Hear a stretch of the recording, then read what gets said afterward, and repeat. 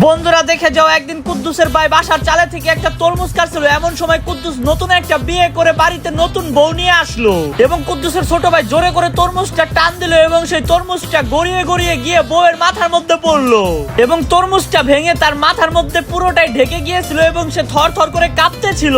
বাড়িতে আসার সাথে সাথে নতুন বউয়ের এই অবস্থা হয়েছিল বলে নতুন বউ প্রচুর রাগ হয়ে গিয়েছিল। তারপরে তার ভাই তাকে বাঁচানোর জন্য জোরে করে লাফ দিল এবং কাদার মধ্যে পিঠ ছলকে তার ভাবির দিকে এগিয়ে যেতে লাগলো। তারপরে তার ভাবির শাড়ির আঁচল ধরে পুরো শাড়িটা খুলে গেল এবং তারপরে তার সাথে যা হয়েছিল দেখলে তো তুমি অবাক হয়ে যাবে। কি হয়েছিল তুমি কি দেখতে চাও? দাঁড়াও দেখাবো।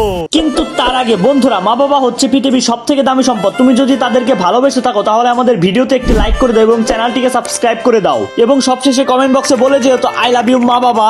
তারপরে কুদ্দুসের ছোট ভাই ঝোঁক সামলাতে না পেরে এসে কাদার মধ্যে পড়লো এবং তার নতুন বউ রাগান্বিত হয়ে সে কাদার মধ্যে এসে নতুন দেওয়ারকে ইচ্ছা মতো চুবাতে লাগলো।